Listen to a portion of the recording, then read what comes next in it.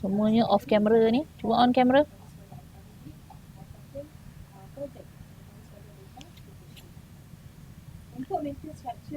Okay.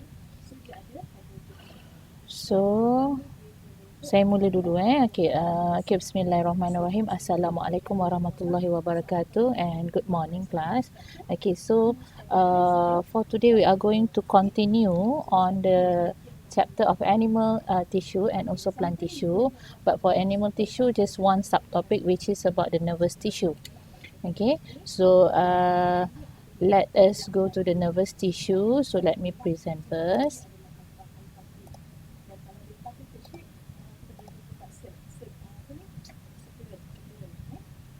Okay.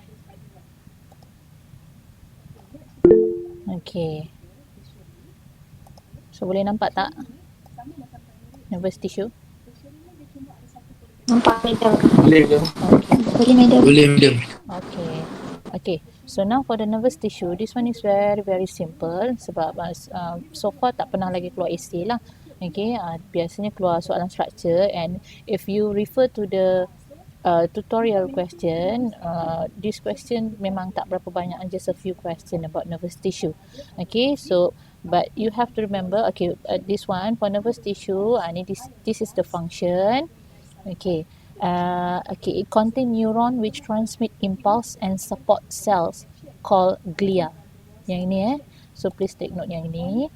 Okay, nervous tissue, okay, dia ada neuron and also support cell, okay, which is called glia. Normally we just remember nervous tissue consists of neuron, okay, but we forget about this glia, okay, ataupun glial cell which is support cell.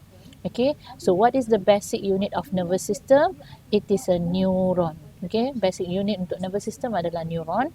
Okay, glia is a cell support and nourish the nutrient. Please remember this function.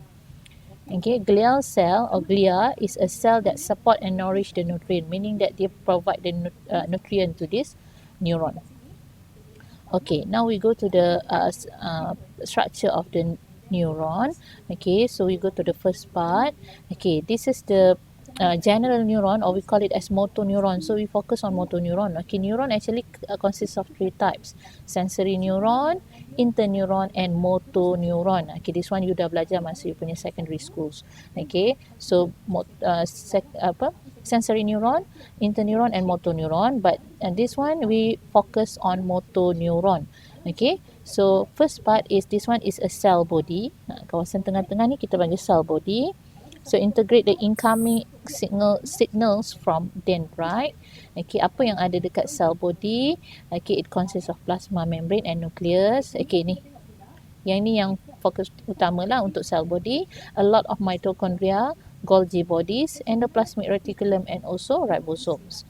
Okay, but it has no centriole. Dia tak ada centriole Okay, so now we go to the next one is number 2.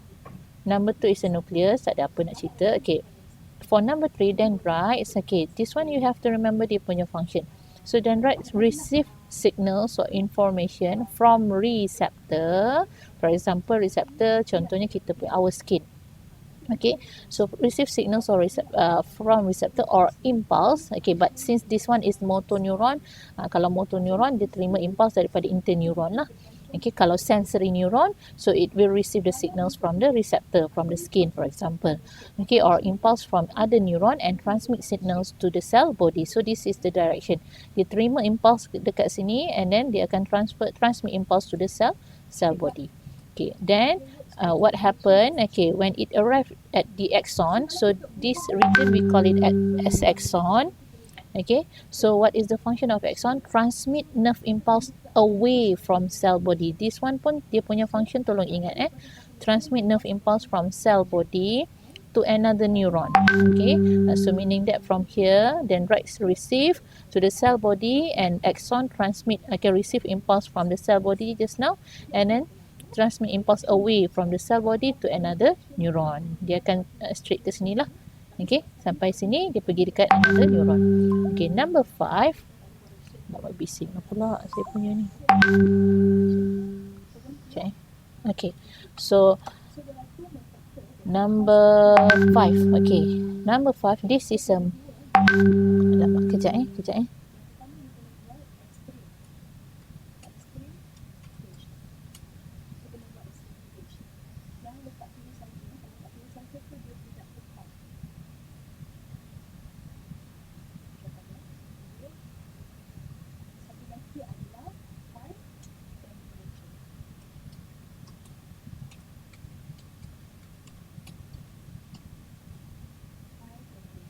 Okay, so number 5, myelin sheath. Okay, this is the myelin sheath. Okay, yang cover the axon. Okay, myelin sheath. Okay, produced by glia, which is oligodendrocyte in central nervous system. CNS means central nervous system, while Schwann cell in peripheral nervous system.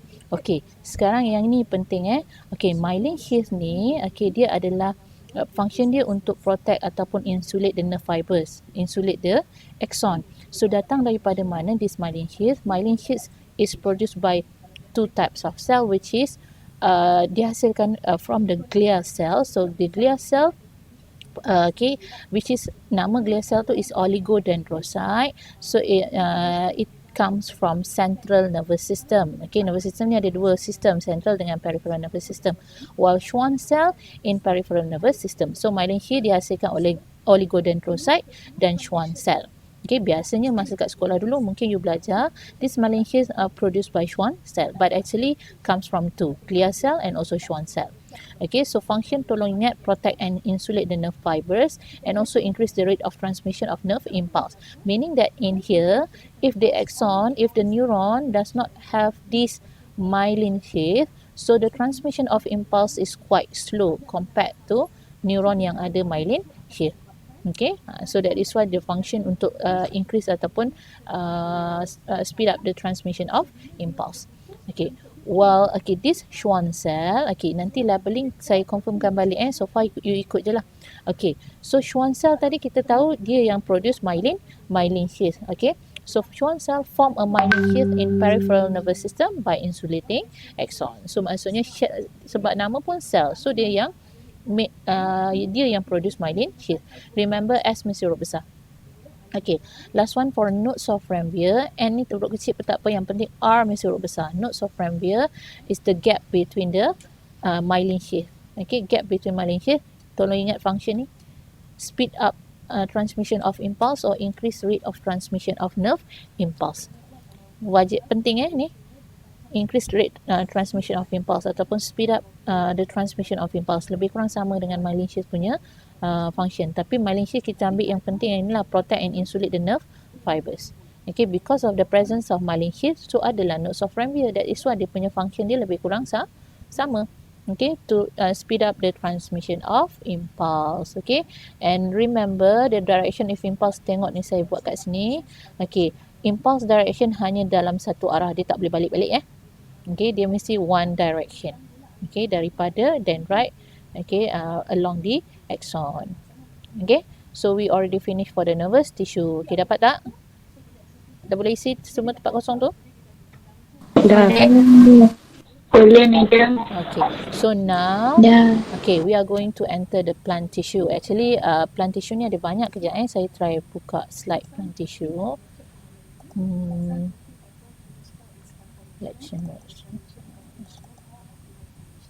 Plant tissue, cells are grouped into tissue.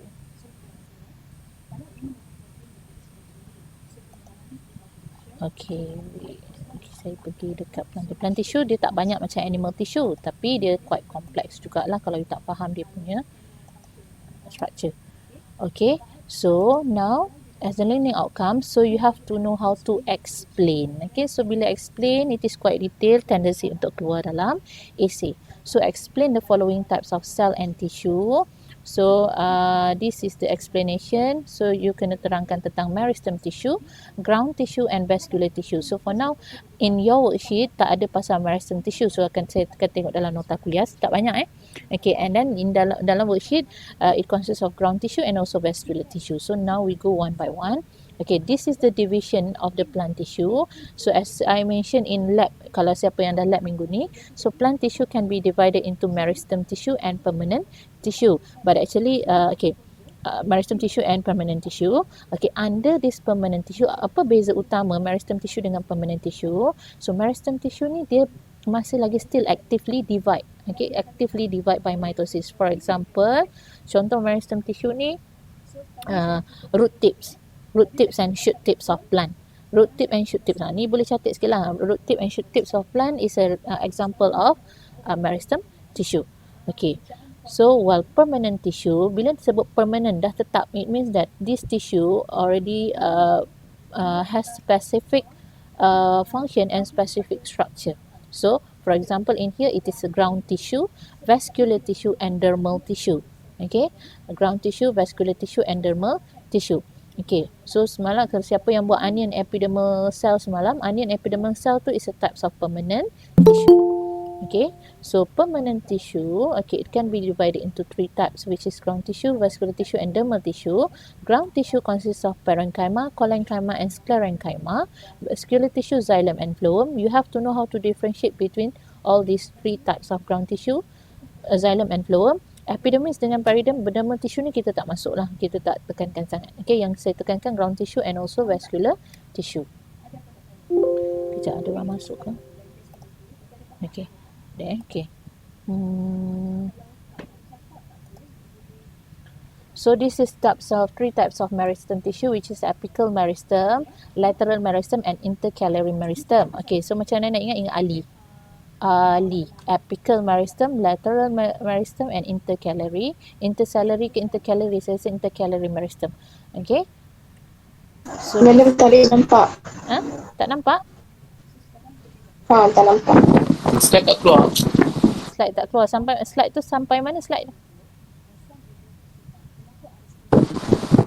Tak, macam yang ni homeschooling. Boleh nampak pelajar lain. Oh, okay. Okay. Mungkin lambat kot. Internet lambat kot. Sebab saya punya ni.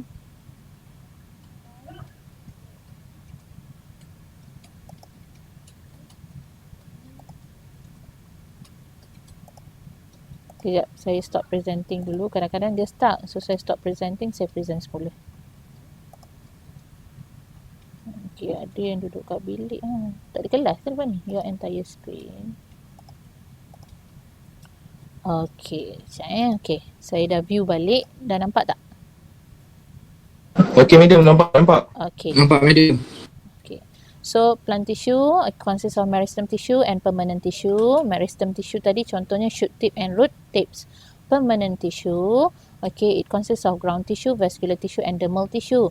So, in lab nanti, for those yang dah sudah ataupun for those yang akan buat eksperimen onion epidermal cell. So, ada onion epidermal cell or onion epidermal tissue, it is types of permanent tissue.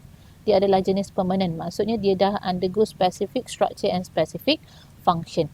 So this is 3 types of permanent tissue.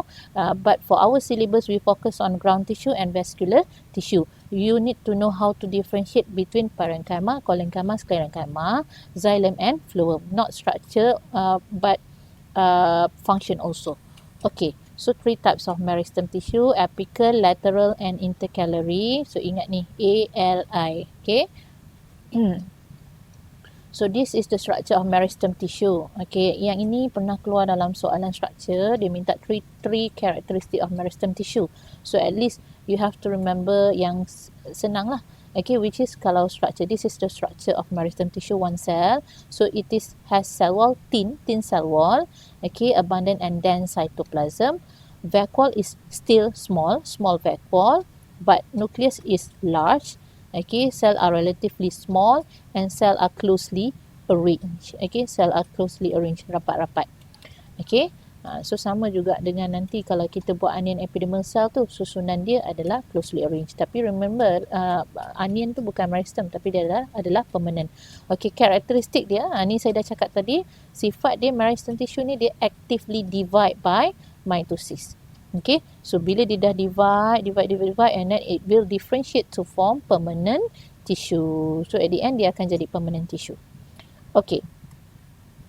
So yang ini saya tak nak sentuh sangat apical meristem dia punya ni, cuma you boleh tengoklah apical meristem apa dia, tip of root and shoot. Ni, macam saya cakap root tip and shoot tips. It is an example of apical meristem. Okay. Secara detailnya, spesifiknya apical meristem. Okay, so for example at this one is root tip. Okay, so kat sini actively divide by mitosis. Okay, lateral meristem. Okay, ni nanti tengok sendiri lateral meristem dia ada vascular cambium and cork cambium. While intercalary meristem, okay, so dia ada dekat mana? Ni intercalary ni antara ataupun dekat internodes lah. Okay, so we go to the ground tissue. Kita pergi pada worksheet. Okay, boleh nampak tak worksheet? Nampak? Boleh. Okay, Nampak, madam? so supposed to be saya dah bagi gambar, send the diagram in the WhatsApp, so you boleh lukis lah dekat situ, nanti kita akan tengok kemudian. Okay, kalau saya ingat saya akan tunjukkan dalam kelas. Diagram is very important untuk you lukis. Okay, memang penting, that is why saya tunjukkan. Okay, so kalau you tengok in parenchyma, dia punya sel dia punya one cell to another cell, dia jarang-jarang sikit, and dia ada space between the cell. Space dia tu adalah intercellular air space. Okay, while collenchyma, dia punya bentuk dia macam more to dia evenly distributed lah. Okay, unevenly distributed lah, something like dia macam ada corner. Okay, untuk collenchyma, kalau you tengok yang lukisan saya lukis tu lah. Okay, tak apa, yang lukisan ni nanti kemudian. So we try to look at the differences or the characteristic of each ground tissue. Okay, so untuk parenchyma, okay, the cell wall is thin. Okay, have thin primary cell wall but no secondary cell wall. Okay, cell wall kat sini dia ada dua, primary and secondary. But for parenchyma dia kira yang paling basic lah, yang paling asas. Okay, dia ada thin primary cell wall but no secondary cell wall. Okay, and the cell wall is made up of, okay, normally kita belajar satu je cellulose, tapi when it comes to ground tissue, so you have to be specific, dia dah ada 3 bahan ni. Okay, the cell wall is made up of cellulose, hemicellulose and pectin. So mesti ingat 3 ni Okay, while for cell arrangement of the parenchyma, okay, since saya cakap tadi dia jarak-jarak, it means that the cell are loosely arranged. So bila loosely arranged, so it means this parenchyma has space. So the space we call it as intercellular air space, ruang antara sel tu. Nanti saya tunjuk Cell arrangement dia loosely arranged. So because of it is loosely arranged, so it has large intercellular air space. Okay, so since dia ada nucleus, you nampak dia ada nucleus, so it is a living cell. Okay, dia adalah sel yang hidup lah. Okay, distribution dia, cortex of stem and root, mesophyll of leaf, pith of dicot stem and leaf stalk, around vascular bundle in stem and leaf stalk. Ini kejap lagi saya tunjukkan gambar. So function untuk parenchyma dia agak banyak lah. Site of food storage, sebab berlaku proses photosynthesis dekat situ. Photosynthesis occur because parenchyma cell has chloroplast. Okay, and it has large intercellular air space just now to allow the gases exchange. Okay, so kita tengok jap slide kalau ada gambar Saya nak tunjukkan beza dia. Okay, kalau you tengok ini, saya pergi kat sini ini nota saya yang saya buat. Okay, so nota untuk dari unit bio tu saya rasa tak ada yang macam ni. So yang ini memang saya dah siapkan buat dah. Saya pun tak ingat yang saya dah buat benda ni. Okay, senang saya tengok kat sini je lah. Okay, so structure dia, okay, main structure dia yang kita tengok kat sini. Okay, so this is the real diagram. If you observe under the microscope, you akan nampak ni, besar-besar. Okay, so this is parenchyma, and between the parenchyma cells, so this is the large intercellular air space. Okay, boleh nampak slide? Boleh. Okay. So, you tengok gambar senang nak tengok, dia ada chloroplast. Satu lagi SK, cell wall dia primary cell wall, and the characteristic of primary cell wall is thin. Okay, so made up of cellulose, hemicellulose and pectin. Mesti nyatakan 3 ni. Okay, cell are loosely arranged, okay, with large intercellular air space, and since it has nucleus, so it is a living cell. Okay, ni distribution dia. Okay, cortex, okay, dekat bahagian cortex ni kat sini, ni yang color kuning ni cortex lah, cortex of stem dengan root. Okay, And then dekat leaf, okay, mesophyll cell of leaf. Okay, ni tengah-tengah ni kita panggil pith. Pith of dicot stem pun ada. Dekat pith ni pun ada parenchyma. Yang banyak-banyak besar-besar ni kat situ ada parenchyma. Okay, and then around the vascular bundle, kat tepi-tepi vascular bundle ni pun sama, ada parenchyma. You nampak je kalau nanti dalam lab ada 2 kelas lagi tak settle. Dalam lab nanti you akan tengok sel yang besar-besar tu adalah parenchyma. Okay, function dia ni tadi, site of food storage, photosynthesis occur sebab dia ada chloroplast, intercellular airspace for gases exchange. Okay, we go to the next one, collenchyma, double L, collenchyma. So you tengok bentuk dia. Kalau ini gambar sebenar, so this is the diagram. So you tengok dia ada corner. But kalau you tengok at the corner ni dia lebih tebal compared to kawasan lain. Okay, so structure elongated shape. Okay, ini structure saya tak tekankan sangat lah. For cell wall, okay, it has primary cell wall but still no secondary cell wall. So if question asks you the similarities between parenchyma and collenchyma, okay, both parenchyma and collenchyma have primary cell wall only. Okay, and then it is unevenly thickened. Dia tebal, dia tak sekata. Okay, why? Saya tak biasa guna unevenly thickened. Saya suka guna yang ni, cell wall thickened in the corner ataupun at the corner. Cell wall thickened at the corner. Dekat bucu-bucu ni dia tebal. So kalau you nampak yang bucu-bucu ni tebal, that one is collenchyma. So still primary cell wall made up of cellulose, hemicellulose and pectin. Okay, so the cell arrangement, okay, closely packed, okay, hampir rapat-rapat jugalah, tapi dia still ada sikit ataupun langsung tak ada.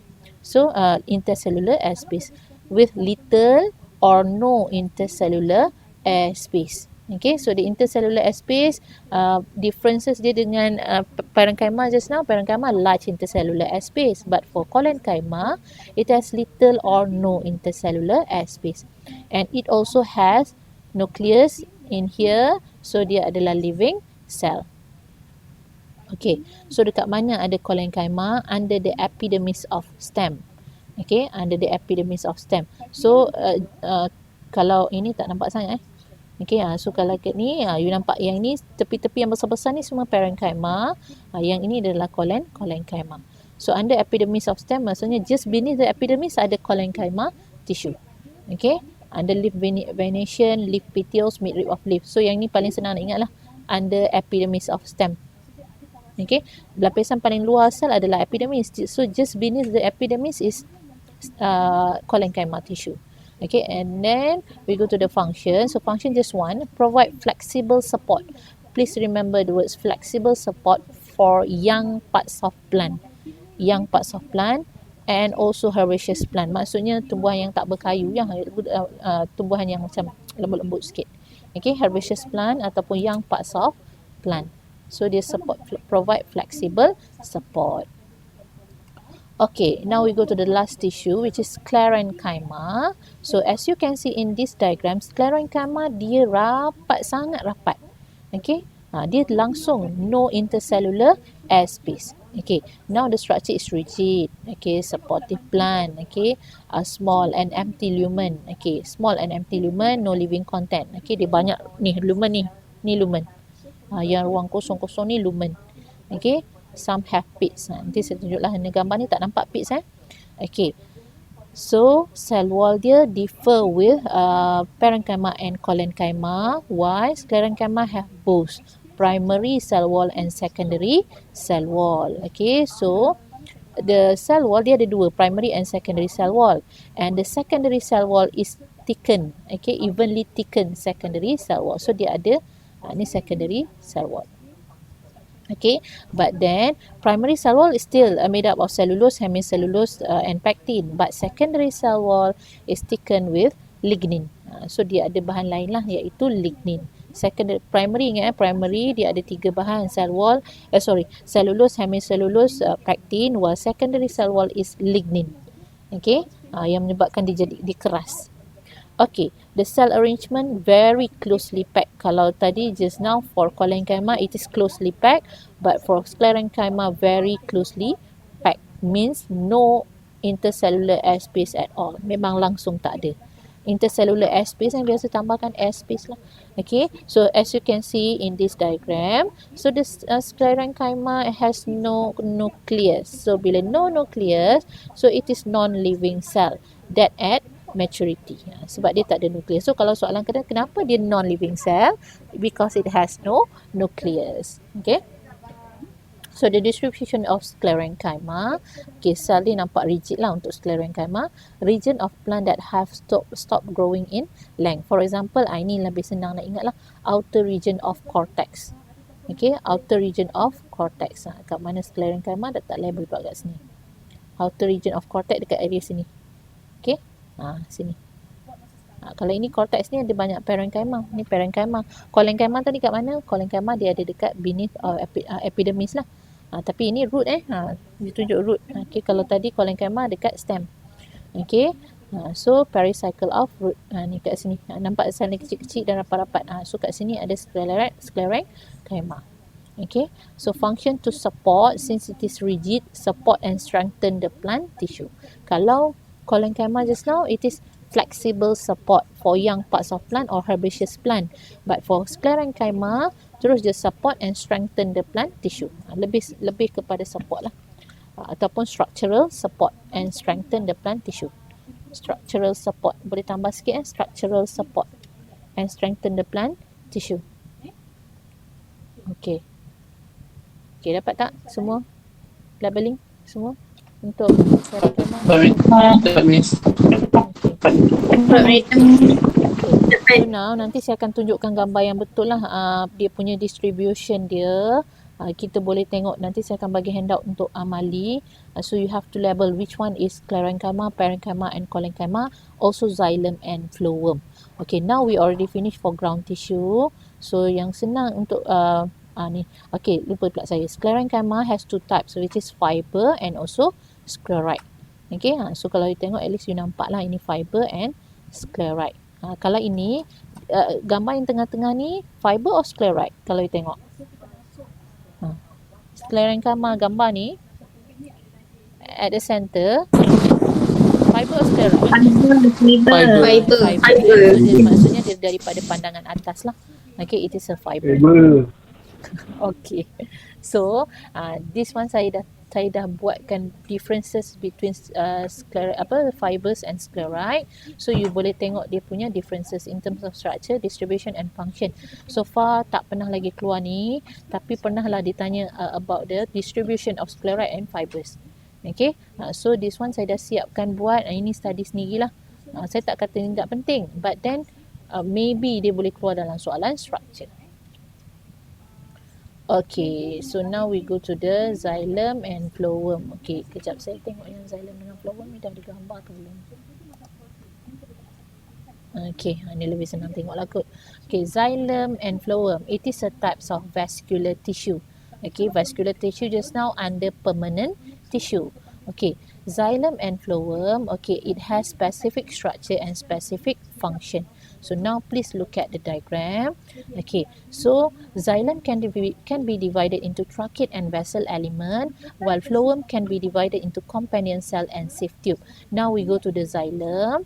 Okay, so you tengok beza trachea dengan vessel element. Okay, trachea ni kurus tinggi, while vessel element is gemuk pendek. Senang nak sebut lah. Kalau trachea is kurus tinggi, vessel element is gemuk pendek.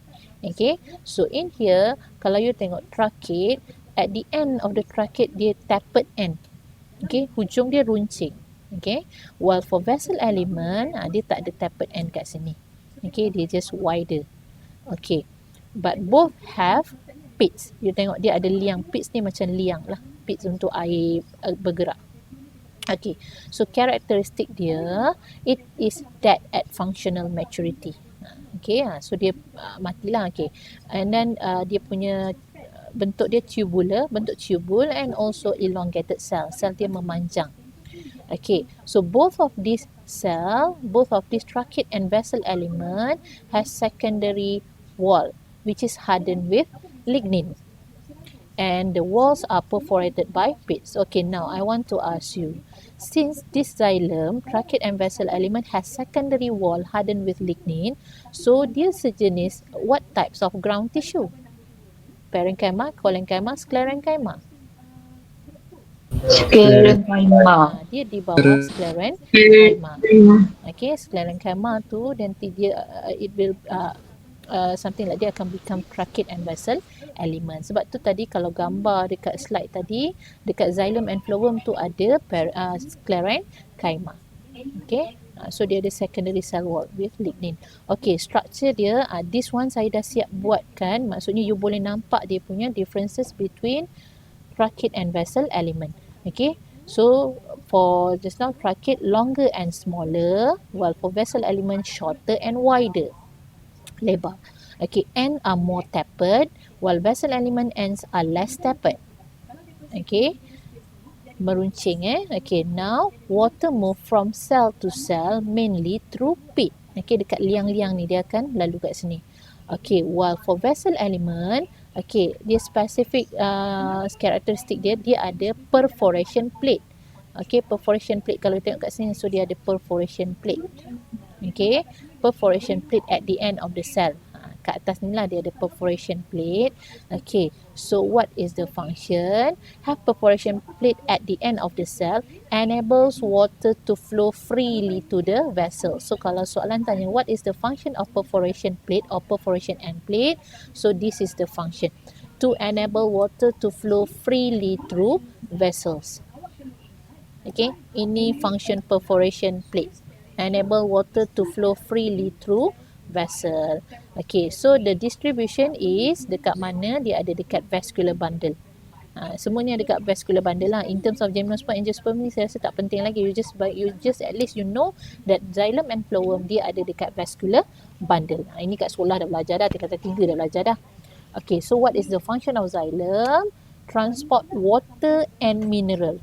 Not only water, dia transport dua-dua. Transport water and mineral from root to stem.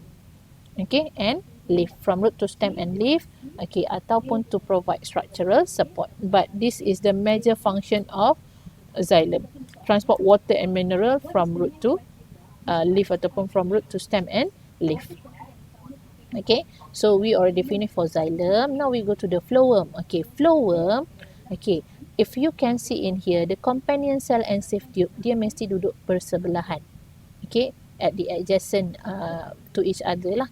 Okay, so you tengok dekat sini. So this is the sieve tube. Okay, one cell in here we call it as sieve tube element.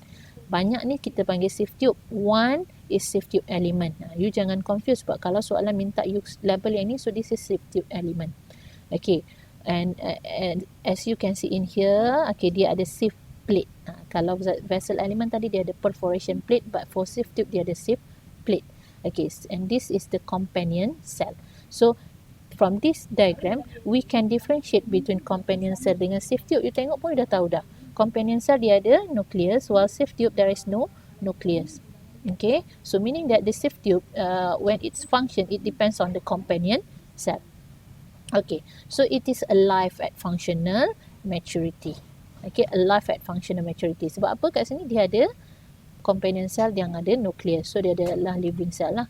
Okay, and the structure, okay, structure dia untuk companion cell. Okay, untuk companion cell parenchyma cell that accompany sieve tube. Okay, nampak ni, types of companion cell adalah parenchyma cell. Sebab kita dah belajar tadi, parenchyma cell dia ada nucleus, so dia adalah living cell. Okay, and this parenchyma cell or in this companion cell has nucleus, ribosome and many mitochondria. You have to remember kenapa dia ada banyak mitochondria, kita akan tengok sekejap lagi. Okay, so it is connected to sieve tube by plasmodesmata. So meaning that in here between companion cell and sieve tube dia ada ruang yang kita panggil plasmodesmata lah. Okay, dia punya channel channel on how the content move from sieve tube to the from the companion cell to the sieve tube, it is plasmodesmata. So it contains high number of mitochondria because it needs to generate energy to be used in translocation. Okay, translocation means transport of food, transport of sugar in the phloem. Okey, maksudnya dia membantu, dia ada banyak mitokondria supaya mitokondria boleh generate ATP so that it will provide energy to transport the sugar, okay, from companion cell ataupun from leaf to the sieve tube. So without companion cell, the translocation of sugar cannot occur. Okay, so if question nanti manalah tahu ditanya, what happen if there is no companion cell, or if there is no mitochondria, okay, in the companion cell? So meaning that it cannot generate energy or ATP to translocate or to transport sugar from leaf into the sieve tube. Okay. Okay, while for the sieve tube, bentuknya elongated tube, living cell at functional maturity, both of living cell lah. Okay, lack nucleus, ribosomes, vacuole and mitochondria. Lack means in here no lah. No nucleus, ribosome, vacuole and mitochondria. So, how it function? It depends on companion cell for functioning. Untuk dia function, dia mesti depend pada companion cell. Okay, and then for the next one, okay, it has perforated end wall called sieve plate. Ni yang saya tunjuk tadi, sieve plate. Kalau daripada atas kita nampak macam ni. So this is the sieve plate. Okay, perforated end wall called sieve plate. Okay. Okay, ini ya sebelum terlupa. Okay, kenapa dia no nucleus, ribosome and vacuole and mitochondria? Dia ada function dia. Kenapa dia tak ada lack nucleus, ribosome, vacuole, mitochondria? Meaning that sieve tube ni sangat kurang organel. So dia punya what is the advantage of this no nucleus, ribosome, vacuole and mitochondria? Tambah sikit to enable, saya tambah kat sini lah, to enable nutrient to pass easily. Tolong ingat function ni penting, through cell. So banyak organel tak ada, so banyaklah ruang dia boleh lalu. Okay, nutrient banyak boleh lalu lah because of this lack of organel. Okay, so it enable the nutrient to pass easily through cell. Penting ni. Okay, pernah keluar soalan. Okay, so it has sieve tube, sieve plate. Okay, sieve plate, dekat sieve plate ada pores, have pores. Okay, sieve plate have pores so facilitate the flow of fluid. Okay, fluid means in here not only sugar but it consists of phloem sap. Bila saya sebut sap, so it consists of water, it consists of sugar. Okay, so itu kita panggil phloem sap ataupun fluid. Ni kalau you nak ubah flow of fluid ataupun you nak ubah phloem sap pun boleh juga. Phloem, kandungan dalam sieve tube. Okay, termasuklah air, termasuklah sugar. Phloem sap of fluid from cell to cell along the sieve tube. Okay, so dia bantu untuk bawa makanan, allow the phloem sap of fluid to flow from cell to cell. Okay, so distribution ni sama dekat vascular bundle tadi. Okay, now function. Function, we go to the function of companion cell. So companion cell provide energy sebab tadi dia ada mitochondria, a lot of mitochondria to help to load sugar. Load sugar in terms of macam ni, dia in terms of transport lah, to help to transport sugar into the sieve tube element. For example kat sini, katalah kat sini ada leaf. Okay, so dekat sini, so dia akan tolong transport companion cell, transport the sugar from the leaf into the sieve tube element, into the sieve tube. Okay. Okay, so now for the function of sieve tube, transport sugar and other organic nutrient to other parts of plant. Transport sugar sebab sugar ni daripada leaf tadi. Transport sugar, bukan transport sugar from leaf to root. Dia ada juga boleh ke stem, boleh ke fruit. So that is why kita sebut to other parts of plant. Tapi kalau macam ni from root to stem or leaf. Tapi yang ni from leaf to other parts of plant. Okay, by looking at this function and also the whole function of phloem, function dia sama. Translocate sugar throughout the plant from leaf to other parts of plant. Macam ni je. Sekejap. Pas sikit lah. Translocate sugar from leaf to other parts of plant. Ataupun kalau tak ingat perkataan translocate, kita pakai transport. Okay, transport sugar, okay, in a form of glucose, sucrose, from leaf to other parts of plant. Sugar dan dekat sini dalam bentuk sucrose. Saya buat teruslah, nanti dalam topik lain ada kena belajar benda ni. Transport sugar from leaf to other parts of plant. Okey, boleh dapat tak? Ni boleh dapat tak ni? Boleh dapat. Boleh, madam. Okey. Boleh madam. Okey, kejap ni kalau you tengok dekat sini. Okay, this is the real diagram of vascular tissue which is xylem.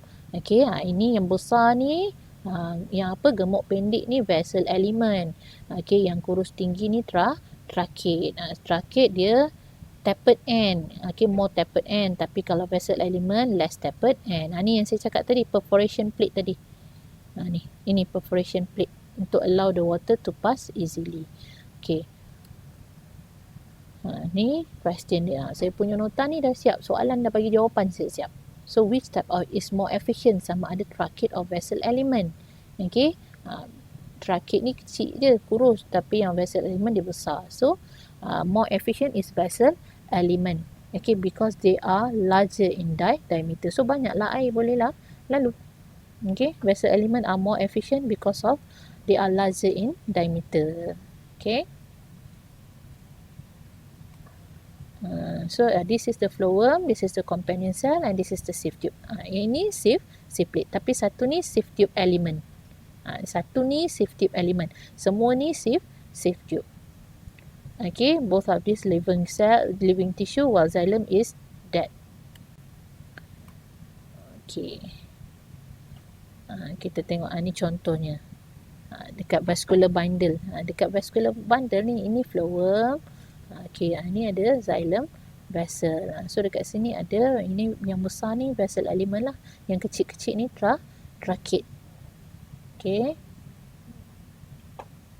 So this is the comparison. So kalau soalan minta comparison, bagi similarities and differences, xylem and phloem both are vascular tissue, both provide structural support.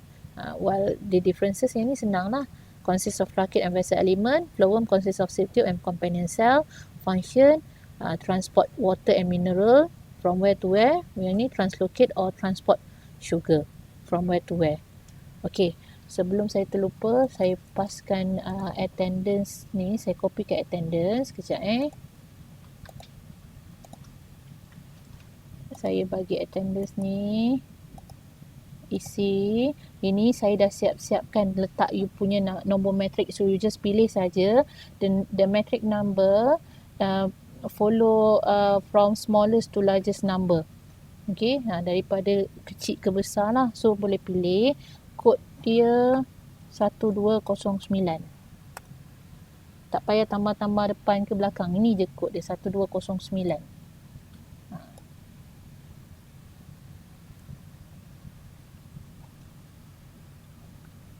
Tempat semua saya dah buang dah. Cuma you isikan nombor metrik. Nombor metrik pun dah siap. Just pilih je.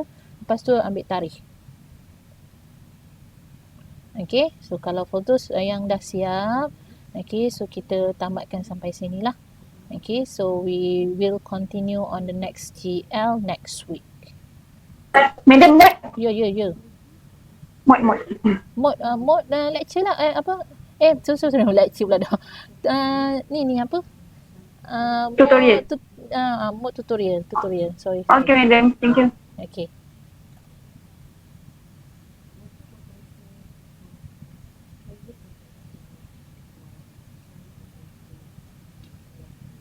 Okay, thank you.